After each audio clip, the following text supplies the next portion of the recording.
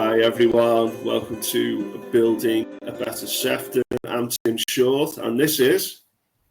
And I'm David Moorhead, and it's raining because we are in Sefton, the northwest of England, and it's September, but hopefully the sun is on its way. Yeah, we do like talking about the weather on this podcast, which I think is very relevant to everyone. We've got, speaking of the weather and the environment, we've got Neil Doolin on this show, and Neil is the councillor, the only Green councillor in Sefton, the Green Party, really big at the moment with the election of Zach Polanski as leader, who's a fantastic communicator. And Neil's come on to talk about Green politics nationally in terms of what the Green vision is, but also locally and the impact on the locality. Speaks really well. David, how did you think it went? I thought it was really interesting because I don't know anything about the Green Party. And I've been raised by the media to think it's all about climate change, etc. And it doesn't really affect the day-to-day reality of family life. But Neil really clearly made the connection between poverty and the environment. And I think when we are seeing more food banks than there are McDonald's, when the reality is that 30% of children in Sefton schools are starving, you can see the connection. So I think he made the Green Party incredibly relevant, where people are dismissing the environment. You can see its huge impact on poverty. And I thought he himself was quite humble, but he's made huge achievements because he is the first Green councillor ever in Sefton, and he, in the heart of South Sefton, he actually has broken through that red wall and he's actually delivering for the people. So it was really quite an honour to meet him.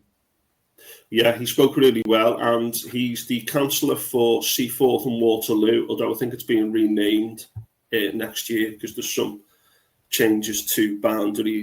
He also spoke really well about the difficulty he's faced getting things through with the local Labour group who tend to vote as a body. He tells a really great story about his election, which people should listen to the night of his election. Yeah. And he also shares his analysis of the disrupted meeting up at Southport in, I think it was July. I think it was in July when people were shouting from the gallery and the meeting had to be abandoned, although it's being rearranged.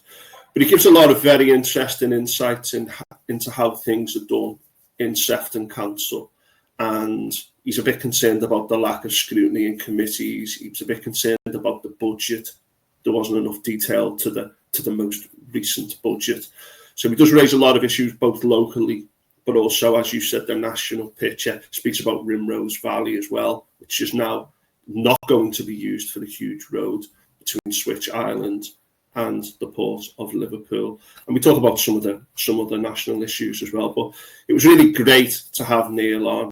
I think it'd be interesting if there were a few more Green councillors in Sefton, because I think once you've got 4, you get a little bit more privilege in terms of scrutiny and involvement in day-to-day council run. It was very inspiring. Sorry, I just introduced Willow, the dog. Okay. Hi, Willow. Could really see the Green Party emerging and being a force to be reckoned with. I was quite pleased. And also, you've got the fact that he didn't get elected the first time.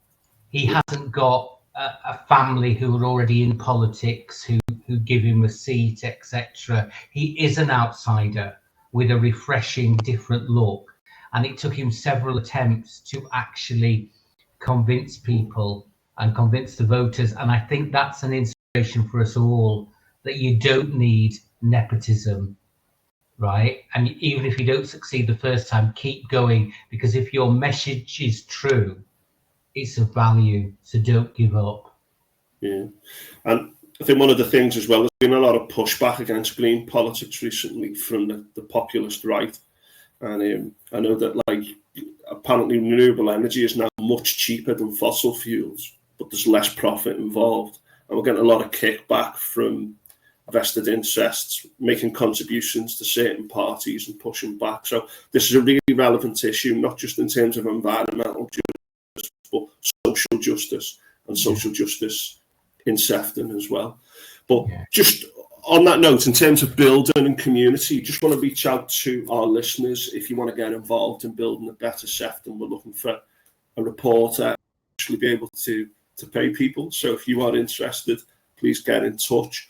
Please join our Facebook group, our YouTube channel. If you're listening to this through another channel or you've just chanced upon it, if you can please subscribe to Building a Better Sefton channel on YouTube. It just helps us get our message out there. We're doing a lot of shorts as well to get our message out there. We're also looking to go on Instagram soon, and we might get a new person to help us with that. We're also on Blue Sky. All information is in the notes. And subscriptions really do help on Substack as well. If you're on Substack, you can subscribe through there and get our podcast through Substack. The link will probably be to the YouTube channel. The most important thing we're asking people, well, not the most important thing, because the most important thing is what we're doing. We would like to make this sustainable, and we would like this to keep going into the future, to develop a news aspect as well as an interview aspect. And we are asking for people to make contributions through coffee.com, maybe through Substack by subscribing there, and also through our crowdfunder, which is all in the notes, because we really do want to make Sefton a better place to live. David, anything else you want to add?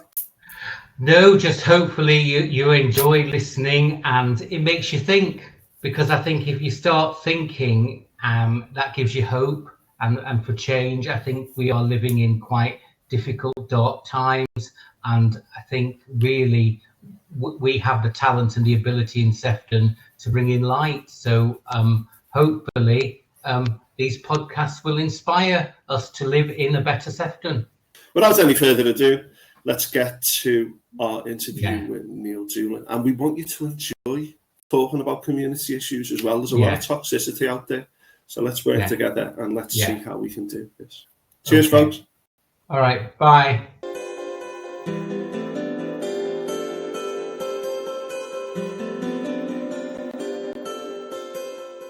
Hi, everyone. Welcome to Building a Better Sefton. I'm Tim Short, and that is David Moorhead. David, how are you? I'm very good. Even though the sun has gone in, I'm still having a good summer. It's been quite good this summer so far. Right, now we've got Neil Doolin on today, and we've been trying to get hold of Neil for a while. Neil, thank you for giving up your precious time.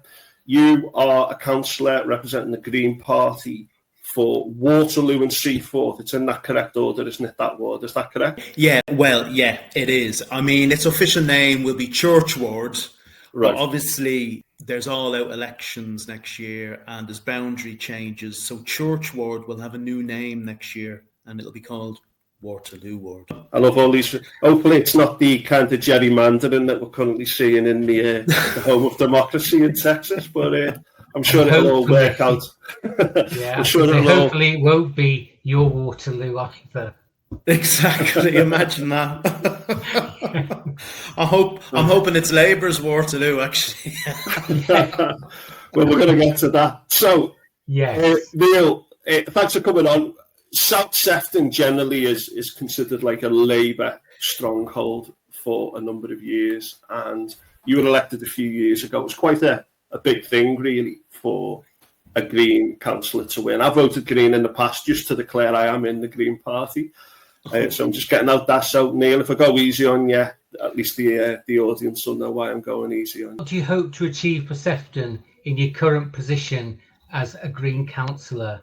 And how are you going to do this? If we just go back in time a bit, so obviously I've become the first Green Party councillor in Sefton. There's been a Green Party in Sefton between 10 and 15 years. It's been active. It's kind of taken us a while to get to where we are now. The thing is that what I always learned from being in the Green Party, and I only joined the Green Party perhaps back in 2019, and I was never involved in any other party throughout my life. Always involved in campaign stuff. But then as I got older, I've been working in the NHS for nearly 30 years. And I started to think about, well, how do I make a difference now? And I found that it was the Green Party was a natural home for someone like me, who was kind of never really enamored with the traditional parties such as Labour, Lib Dems and Tories, etc. You know, obviously in general elections, I had to vote for someone. So I always voted, but just in terms of being active, it was certainly the Green Party for me. So in Sefton, when I joined back in 2019, we had no councillors. The thing is that we had loads of great people within the party who are very active in other things. But I suppose what we kind of realised within the last 3 or 4 years is that that's good, you know, being active within your community, you know, supporting your allotments, supporting the beach cleans, you know, working in a food bank is great stuff. But what we realised, and what Greens across the country have realised over the last sort of 10, 15 years as well, is that we need to be where the decisions are made. And that's what became really important for us in Sefton. There's no point in us being stuck on the outside and looking inwards and looking for others and trying to influence other parties to make the decisions that need to be made for Sefton. And we started to make a plan around, well, how do we get our first councillor? That plan became focused upon the Waterloo area because that was our strongest votes. Mike Carter stood in Waterloo for several years, and his background was working in the Rimrose Valley campaign to stop the road, etc., etc. And Mike was always coming second to the Labour candidate without having to do much work at all, you know. So he would get around 500 votes. Labour would get 1,800 votes, but he was always ahead of Lib Dems and Tories and anyone else that stood. And that was because of his activism and his work within the community. That we targeted then Waterloo, and then I became the candidate. And we kind of learned more about how to win kind of campaigns. We worked more kind of closely with the National Party around that. And in the end, you know, from 2022 to 23 and 24, when I finally won the seat, we ran a Target to Win campaign, and I was very active locally from 2022 onwards, putting out regular newsletters, highlighting issues, and finding that basically a lot of people were just very unhappy about how things were locally, and very unhappy about how things were kind of nationally. You know, there's a whole other story around how I got elected and what happened on election night, and I may bring that in if I get the chance in a bit. But just in terms of an impact, it was always said that, you know, if you put a Green in the room, things will change. And since I've been in the council chamber since May last year, I've actually noticed that, you know, there has been a change in the local Labour Party, probably not for the right reasons, you know, probably more to do with the fact that finally in South Sefton, where they've absolutely dominated for years and years, like within the Bootle constituency alone, 8 electoral wards. And until I was elected, you know, out of those 24 councillors, every single one was Labour. And then finally, I got my foot in the door. So 23 out of 24 councillors within Bootle constituency were Labour. So I'm one. But that had a massive impact upon the local Labour Party, you know, because in the end, the person I beat in Waterloo last year was a senior figure within the party, years of dedication working within the local Labour Party. He was a cabinet member, etc., etc. 1,405 people voted for me, and I won by 100 votes, beating the Labour Party candidate who had been a councillor in that area for 18 years. So what I've noticed is, in terms of impact, is that Labour do take notice of that now. They're looking over their shoulder. They don't want to lose any more seats, and they will do their best to work locally to try and reduce the risk of that happening in the future. I'm very proud of the impact that I've had. I've brought several motions to the council chamber that have had big impacts and have shown the local Labour Party for what it is. And that local Labour Party, since the general election last year, has been a firm supporter of Starmer's Labour Party. Absolutely firm supporter.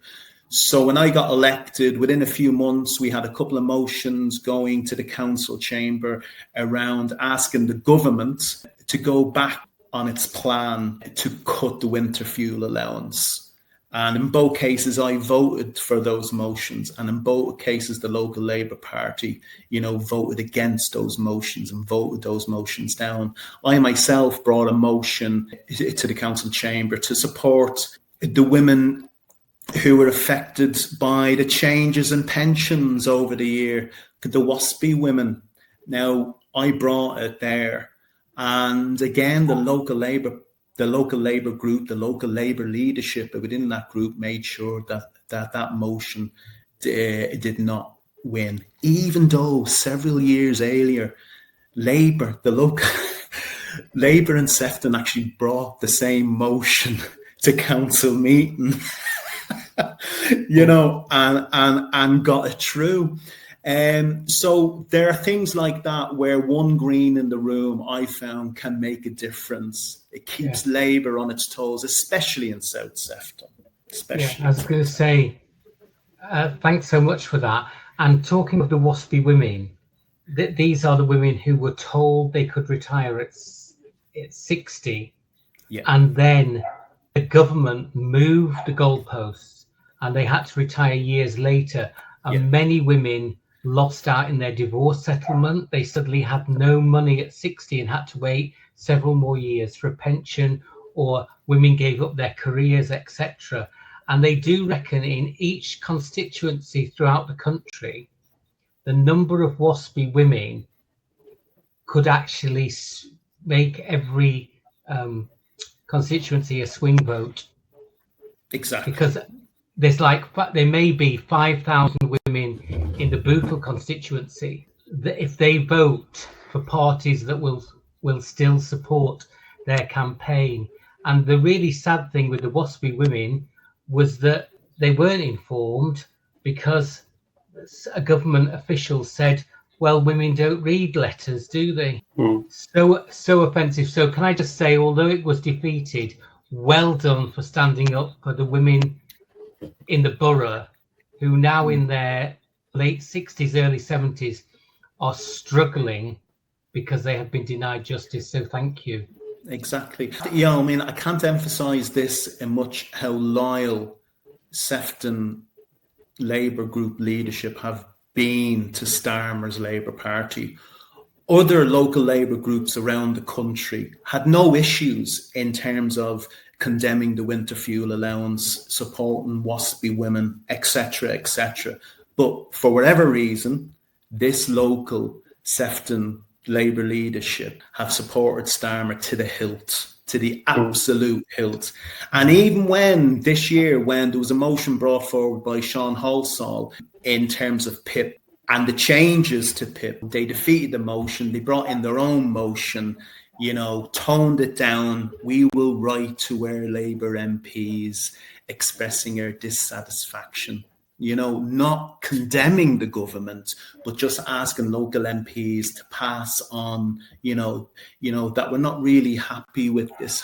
Anything you kind of put through will either get defeated or Labour will put in an amendment to kind of change motions. And the final example of that, and the Labour group leadership were fuming about this. I think it was last September, October. We just had the general election. Rimrose Valley was still under threat in terms of the proposed road, the dual carriageway, still under threat. And I brought a very simple motion through to the council meeting in September, October, simply saying there's a new government, this motion reaffirms the council's a commitment to ensuring that, the road shouldn't be built, blah, de, blah, de, blah.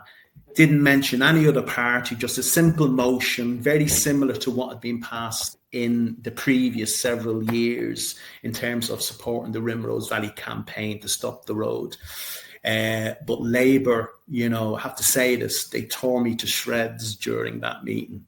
They were very uncivil. They had a plan put in place where 5 or 6 of them spoke out against the motion. And in the end, what they done was they amended my motion. And what did they do? The amended motion was like backslapping local Labour MPs and local Labour councillors for the work that they done in trying to end the road. And that, again, the council would write to the Labour MPs who were, asking them to bring this issue up with the new Labour government.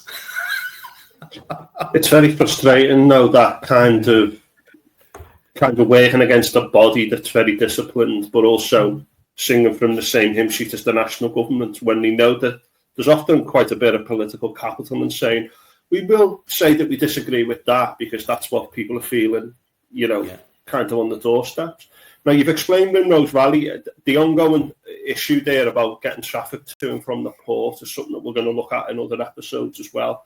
Within the Green Party at the moment, actually, there's a leadership election between Jack Polanski, who's considered the kind of new popular figure on the left of the Green Party, if you like, and then you've got some traditional candidates who are standing against. So we've got that going on, but Jack's been in the media a lot in recent months, and it's the first time really, although the previous Green leader was in a lot as the only Green MP in the country, there are now several Green MPs, and many people think, the Greens, they're just to do it preserving the environment against climate change. But what do you think the organisation does for people who are unsure? Because there's quite a lot of pushback against net zero and green issues we're hearing now from certain vested interests. So how would you sum up what the Green Party is all about? I think, when I'm speaking to residents on the doorsteps and I'm out and about and I'm up and down South Road and St. John's Road a lot, and I bump into people and people ask me questions around this, what I always attempt to do is to link what's happening to the climate and the climate emergency, and the need to move away from fossil fuels, to reduce carbonisation, blah, de, blah, de, blah. And I link that to things around poverty, because that is what's happening. We've seen that in recent years in terms of the surge of electricity and gas prices, and that was because this country, along with several other countries, had an over-reliance on fossil fuels to provide energy, whereas for the last 20 years, we should have been moving away and moving to wind and water, electricity, blah, de, blah, de, blah. So I always try and link that and make it real for local people that the Green Party, we do, as I say, we do bang on about that, okay? But that's because it's really important, because, the world's on fire. It's as simple as that. We see that now. The world is actually on fire, and it's not going to get better. Just before I went on this, I was looking at the news and ITV News. The actual carrot harvest for this year has basically failed. It's failed, So there's going to have to be need to import tons of carrots into the country, and prices are rising. The price of a cauliflower has actually risen. It's doubled in price. So food prices in the end are being affected by climate change. It's as simple as that. So I link on the doorstep, that to poverty and to rising prices of electricity and food, because that's what the real link is. And I think what I do as well, Tim and David, is, I think a lot of people think of the Green Party that somehow like you have to have a master's degree to be in the Green Party and to be a Green Party politician. And I say to people, no, you don't. No one's expecting you to know the ins and outs of climate change, what's happening in the Arctic and the Antarctic and sea levels. No, you don't need to have that level of understanding around it. Just understand things the way I understand things. Very simply, the changing climate is affecting poor people more harshly, with food prices, electricity prices and gas prices, etc., etc. So that's what I try and do, Tim. That's how I just make it kind of real for people, that the Green Party, as I say, we bang on about this and we bang on about climate change, but only because we're all experiencing it now. Every day of our lives, it's impacting upon us. No, thank you for that, because that was so clearly explained. I can see why you got elected now, knocking on the door. Because I am very unfamiliar with the Green Party, but that was really good. Just moving on, the Bootle Strand is obviously a huge feature in Sefton. What are your views on the current development of the Strand? I stood in the general election last year for the Green Party within Bootle constituency, and I think I was interviewed a couple of times around this subject, and people asked me about this.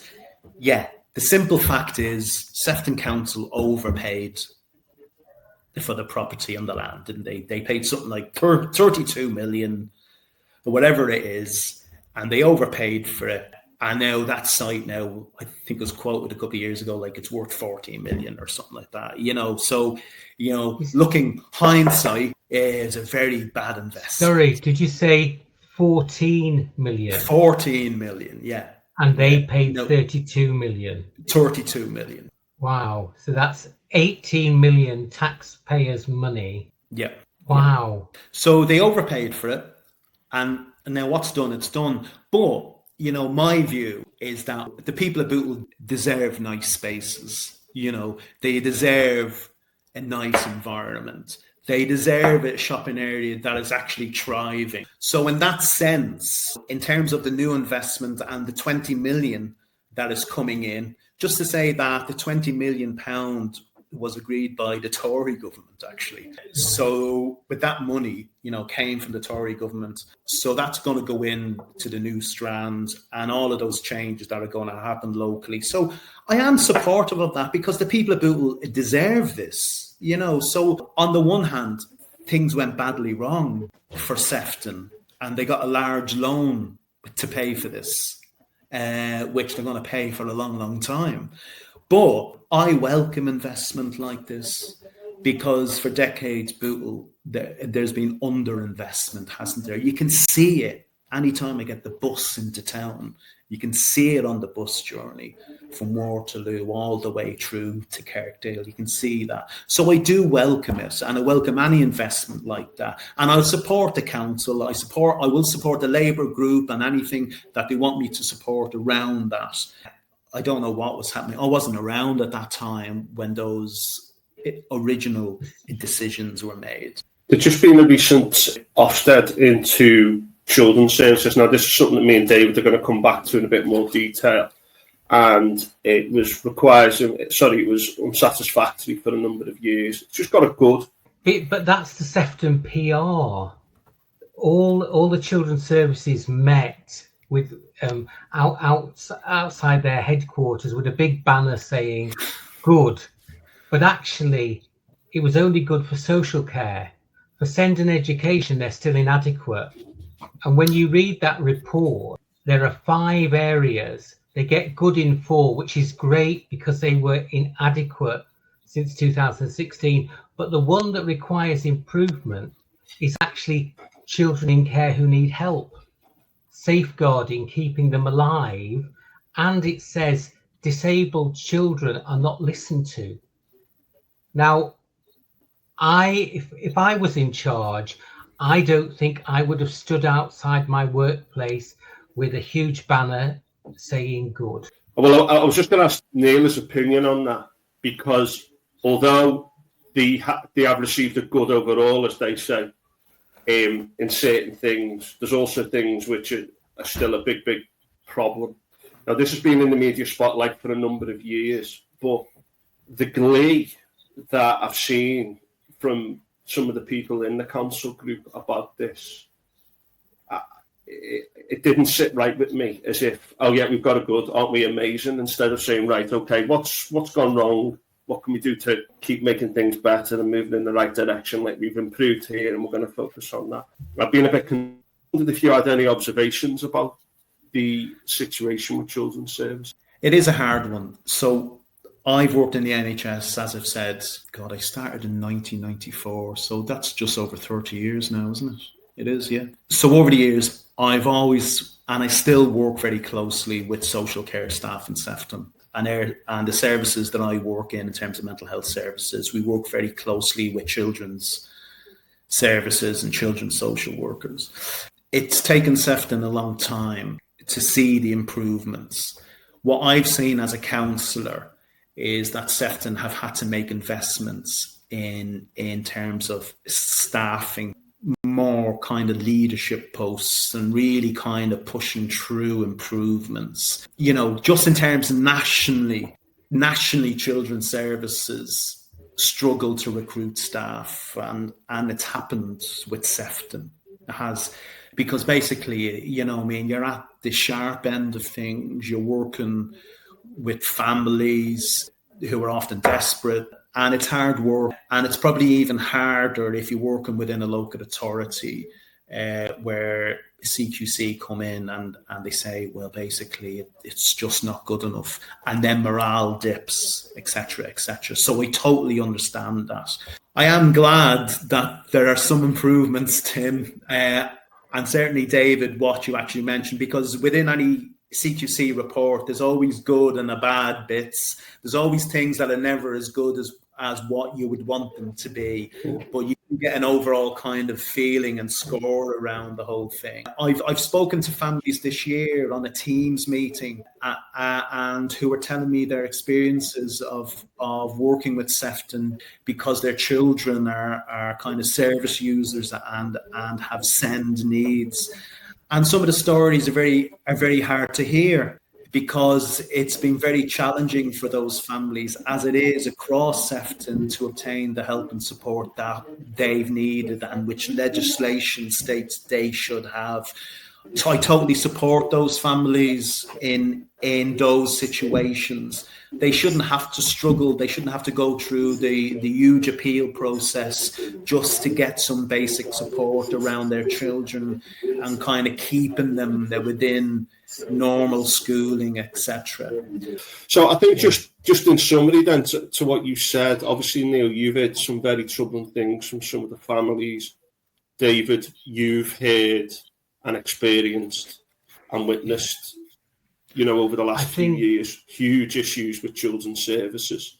And although there have been some improvements, there's still a long way to go. Yeah. And this idea that this is a cause for this mass celebration is really, really missing the point, isn't it? Yeah. I think it hurt in one sense that I'm not sure about this figure, that it's only 10% of the borough is the social care. So 90% of children and their issues aren't part of this Ofsted. But what really hurt a lot of parents was seeing the staff in wine bars all drinking, shouting, aren't we fab? Where these parents can't get respite. You know, they're struggling, their children are in danger, etc. And the wine bar posts were very, very offensive. Yeah, but that's that disconnect, though, which I think in all politics and in all roles, you get used to the role. I get that to a degree, but the problem isn't, from my perspective, is there's a lot of people who think that their seats are safe no matter what. There's a lot of allegations that in South Sefton, it's like family name and all that helps you to get into certain positions. And it just doesn't look good. And then they don't help themselves, but that's the arrogance of it, isn't it? Sometimes that arrogance, it's like show some humility and reach out to people and just say, we're happy with this improvement, we want to improve further. I don't know, it really doesn't sit well with me at all. No. And then I was going to say, Neil, what are your views on Southport, the regeneration of it? Because it has been struggling, and then now there are new developments. How do you feel Southport is coming along? I mean, again, it's very similar to the Bootle experience, isn't it? I don't have much to do with the Southport end because I'm a South Sefton councillor, but obviously I get to hear things, and I get to hear things from the Green Party members who actually live up in Southport. I understand that it's been very frustrating for our local people in Southport for several years. You know, they perceived, and I think quite rightly most of the time, that their town was declining. It's as simple as that, wasn't it? Now, of course, again, there is new investment into Southport and there are new projects. And even the pier may be saved. Although we don't, again, you know, anytime you hear the pier is going to be saved, you just wait for the next bit to say when, and then nothing happens, you know, except, we've got some, and then so nothing happens. So it's very similar for me to what's happened in Bootle. I'm, you know, happy for as much investment as we can do to within the Southport area. I understand that local people are often frustrated. I know there's a culture issue between North Sefton and South Sefton. I think that is still the case. I think that is probably part of the issue as well, in terms of what has happened is that you've had a Labour cabinet within Sefton Council that, you know, mostly comes from South Sefton councillors. So do they really have a good understanding of what's happening in North Sefton? And those are the questions you have to ask. But again, I'd say, David, as well, is that, happy for more investment, happy to see Southport, a town that should be thriving. If you follow Facebook groups, you kind of get the feeling that things have been on decline for years. And I was going to say, what do you think is the biggest change that needs to happen in Sefton? I think what the borough is facing at the moment is that over the next 3 years, the council will be faced with about £45 million shortfall to run services the way it is at the moment. What needs to change, and what needs to change with this new Labour government, is that they need to kind of step up. They need to fund the council the way that it should be funded. And I do understand that over a decade of Tory rule, you know, most councils in England and Wales experienced reduction in budgets, and that affected frontline services, etc. But let's get back to the fact, last year we were all told you must vote Labour. You know, you must vote Labour and things will improve. So this is the opportunity now, you know, for this Labour government to invest in local authorities the way that they said they would. And over the next 3 years, it's going to be crucial for Sefton that they do. Because if they don't, there's a real risk to frontline services.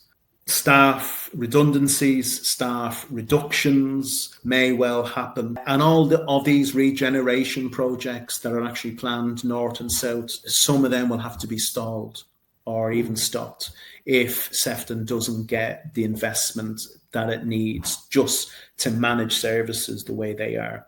So it's a crucial period. Oh, sorry, I'm just trying to take that in, because often you feel we're at rock bottom, but actually it could get worse without the correct funding, as you say, that should be delivered from central government. Yeah, I think there was huge cuts, wasn't there, in 2010, and also that came in the years after that, because there was a delay that has really put frontline services under pressure. Things like social care, and again, the Labour government nationally have said, "Oh, we're going to look into that in another parliament." It's kind of the can's being kicked down the road with social care, but Yeah. huge issues. And we've seen some councils up and down the country declare bankruptcy, also do some risky investments to try and balance the books, which have then backfired. And the 45 million potential shortfall over 3 years, that is a huge concern. Council taxes go up. There's less money to be generated from certain sources that the council used to generate money from, and then the central government funding. It is a really big issue, isn't it? It is a big issue. And this year, so we had the council budget meeting in March of this year. So it was the first time I was able to look at the budget for 24-25. And I voted against the Labour budget. And and some people, well, why did you vote against it? Well, one of the things that I didn't like is that, again, it was the full, nearly 5% a council tax rise to plug the gaps again. And another thing I didn't like is when we were sitting in council chamber, when we received the papers, and I have to say, John Pugh, the Lib Dem leader, pointed this out immediately. We received the budget papers, like 10 pages of it, or 15 pages. And it just had, big numbers, but no bloody detail, So we just got the papers before the meeting, and then you're looking and thinking, well, what does this mean? Where are the cuts?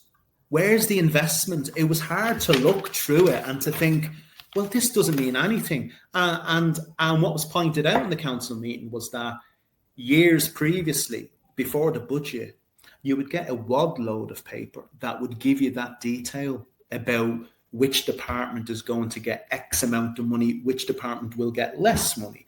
But we were expected to vote in a Labour budget where we didn't know what the bloody hell we were voting for. Whether you were voting for cuts or voting for investment, it was hard to understand the whole thing. So it was ridiculous. But of course, what this goes back to is Labour have a huge majority, 51 seats in the council now out of 66. They don't need to tell us anything.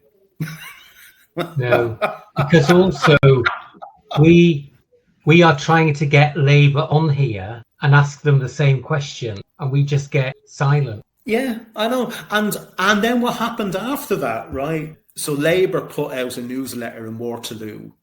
They put it out within a few weeks, and it was about, the headline was something like, Labour put in place a progressive budget, big headlines. And then the Greens, a column on the right, the Greens voted against this, the Greens voted against that. They never mentioned me by name, just saying the Greens voted against this. Because I voted against the budget, what they were trying to tell people is that I voted against everything, which I didn't, but I just couldn't vote for a budget that hurts working people again by another 5% increase in council tax. And what people tell me now after the budget, well, we haven't seen any of this investment locally. South Road is still the same, and St. John's Road is still the same, still litter everywhere, bloody, but where is this investment? So that was an interesting period for my first budget. What are you most proud of in Sefton, and why? I think personally myself, I'm very proud that I was the first Green Party councillor. And I know going forward, I won't be the only Green Party councillor going forward in the future. We had to start somewhere, and we done the work, we done the hard work. We got a councillor elected, and then we move on and look to get more councillors elected for 2026. So for me personally, I'm very proud of that. I have to say this though, and some of the frustrations I was around is that I do have an impact in the council chamber. So anything that comes on the agenda, I can stand up and ask questions, any of the standard items, and you can see the Labour leadership in the council chamber at times. They don't like it, because certainly for anything in South Sefton and issues in South Sefton, they didn't have to answer to anyone. But now they have me there who can stand up and say, well, what about this and what about that? So that's frustrating in the sense of people ask me after I was elected, well, what committee did you get put on? And I says, I didn't get put on any committee. And they were saying, why not? Because I was excluded. like Sean Halsall was, because to be on a committee or any type of committee, you know, within the council, a scrutiny committee, blah, blah, blah, blah, we have to be part of a group, a political group. And to form a political group, you've got to have 4 councillors.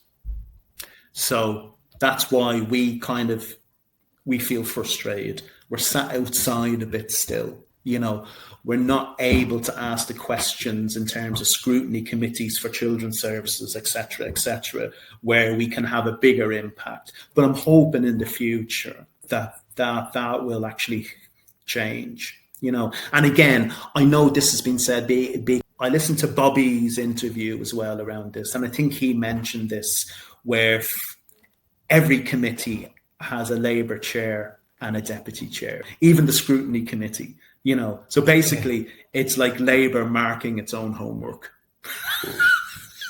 Or at times, and when I tell people this, they can't believe it. And you think, wouldn't you think, so as not to be labelled, that they would just say, oh, let's just invite one of the Lib Dems to be a deputy, or even Neil Doolin, he'll be a pain. And he'll put it all over social media. But at least we can't be accused of just being a clothes shop and marking our own homework. It is shocking, because you have the chair and the scrutiny committee's just changed, and Chloe Parker is now the chair, and she was actually in June asking questions and being quite critical. Leo Evans, who is the Liberal Dem from Southport, he has asked question after question for years, right? But he's not the deputy. So he like sits, and other people now are asking, right, which is good. But for years it's been Leo, and I think he would have made a superb vice chair. But you're quite right, they're marking their homework, or I don't even think they're marking it. Exactly. Just saying, Yeah, but what I will say is, I've made criticisms of Labour and Sefton during this interview, but you know, it's been against their leadership, and I know that there are very good Labour councillors within that group, very good Labour councillors, and if you speak to them on a one-to-one basis, they're unhappy with Starmer. They were unhappy having to vote against the motions for the winter fuel allowance, blah, blah, blah, blah, but there's a whipping system, and they vote every time, you know, as to what they get told. And that's something to mention. I would agree. Cause maybe Jim Connolty, yeah, he's great. Yeah. You know, as a Labour councillor on the scrutiny committee, he was new. He was giving loads of critical questions and a supplementary one as well. So I do agree, some very good councillors from Labour, you know. We always ask this just to prove that we're not all living in our own bubble. What do you think the main criticisms that you face and the Green Party face? I think the main criticisms in Sefton is that it's a hard one, because it's about me, but then it's around the party, isn't it? I suppose the main criticisms for me, and it's just personal, okay? Because in the end, I'm a councillor, but I do have a personal life, and I do have a professional life. I work in the NHS. So sometimes it's definitely spinning plates. And sometimes, you know, I've really got to be on the emails, because most of my contact with local residents and other kind of groups and organizations will come through on emails.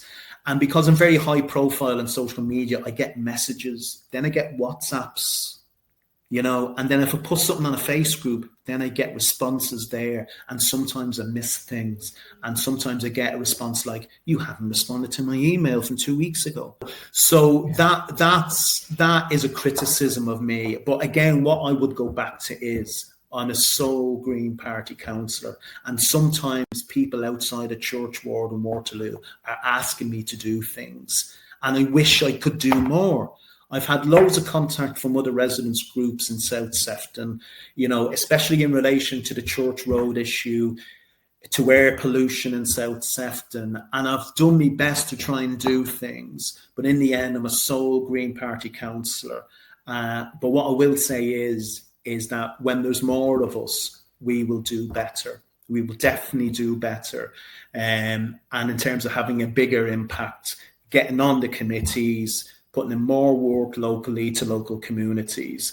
Because one of the things was, in terms of getting elected, what I was picking up all the time was that they, and it's a common thing, they felt ignored. Local people just felt ignored by the local Labour Party, and it didn't matter who you voted in. They always got in, and then some local councillors didn't have to do much after that. But what I will tell this story, because I should have brought it in on the last question, is there was a funny thing happened on election night. So this was my third time trying to get elected. So in 2022, I got 30% of the vote.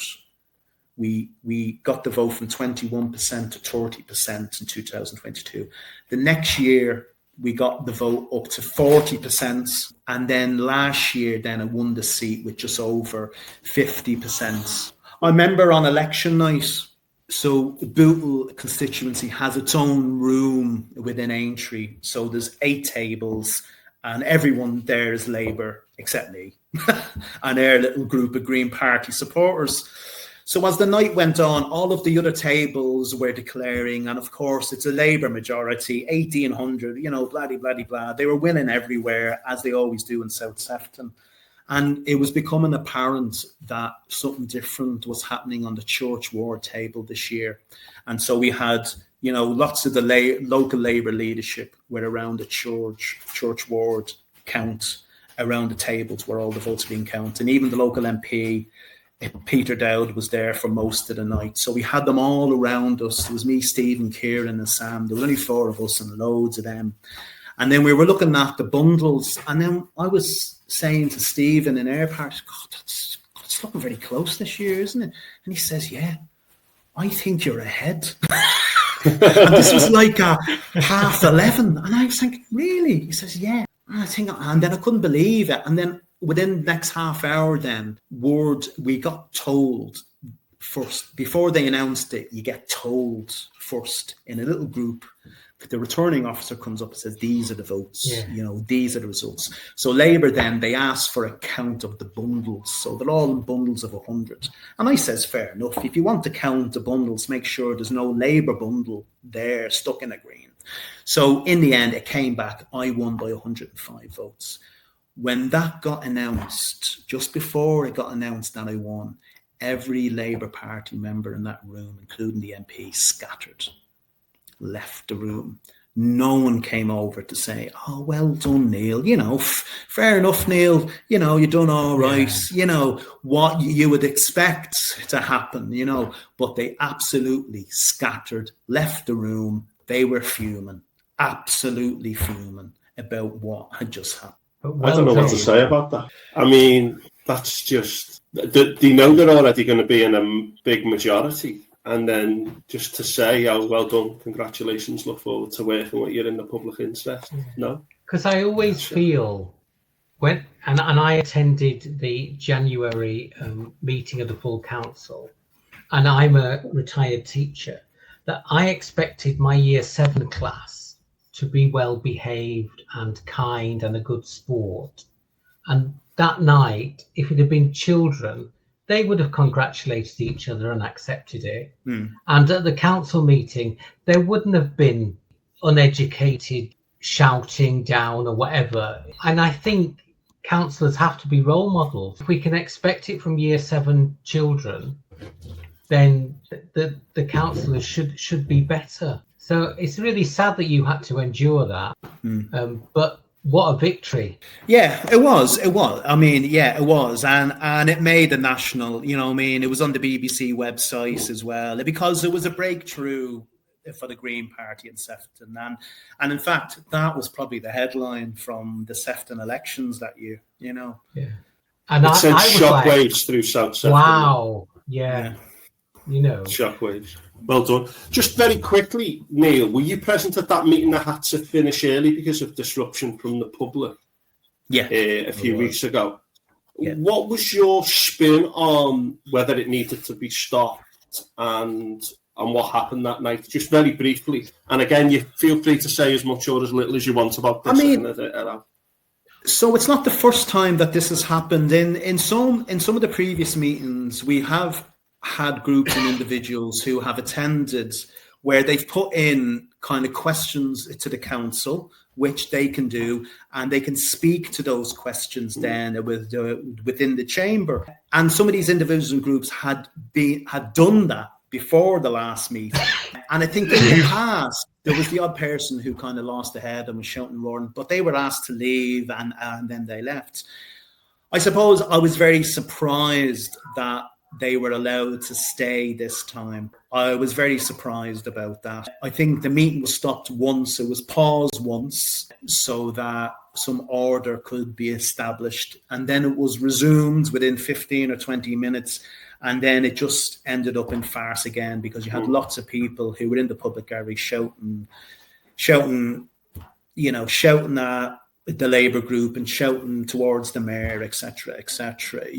I do think it could have been managed better, and I probably, I haven't heard the detail of how it's going to be managed in the future, but I suspect that it will be managed better.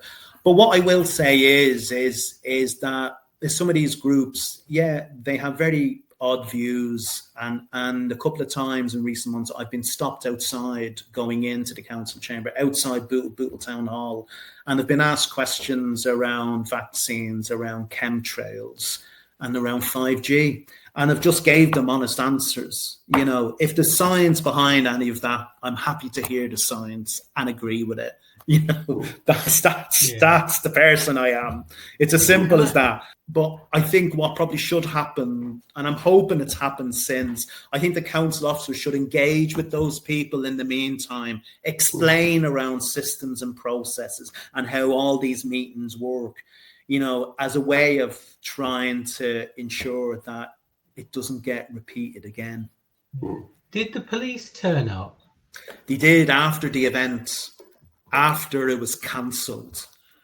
Right, because interestingly, in June at the Scrutiny Committee meeting for Children's Services, myself and some other parents decided to attend, and we were all waiting outside Bootle Town Hall, and someone had called the police on us, and the police turned up and interrogated us. And I thought, what a waste of taxpayers' money, because it was very clear we weren't at this big demo, we weren't a threat or anything.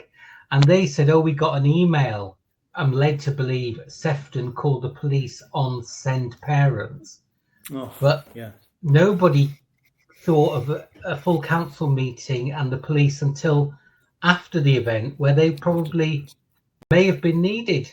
I don't know if you've seen the video footage. Some guy who I think is sympathetic to some of these groups. And by the way, there may be some very good issues in amongst it all, but there was loads of 5G stuff going on. But it did get well out of hand. And I thought the meeting probably did need to be stopped and maybe the gallery cleared. There's been issues since then that they hadn't had another meeting arranged where maybe the public aren't there to get through a lot of important stuff. And there's been a lot of the Lib Dems and the Labour group have been having a go at each other. The leader of the Conservative group's been saying, come on, this isn't good, we need to have our meetings. So it has caused a problem. But as you say, David, it looks like there's been overreactions in certain places, and then this hasn't been dealt with as effectively as it might have done. So it's just to say I have an update about that. So we got an email from the council today to say that they've convened an extraordinary meeting of council for the 4th of September. 4th of September. So we have our normal council meeting on the 11th, the week after. So they've put in an extraordinary meeting to deal with the business that was stopped that night. Now, I know that the Labour leadership actually didn't want that. They thought that everything could wait until the 11th. But from the way that I'm reading the email, it sounds like the council officers themselves have actually arranged a meeting. Yeah, I think there's been a bit of public pressure for that. Yeah. Exactly. Cool. And is that in Southport or Bootle? I think the one on the 4th of September is in Bootle, and then the one on the 11th then is in Southport. So you're working for your councillor allowance now. You have to go to two council meetings within 2 weeks. They're getting their money's worth.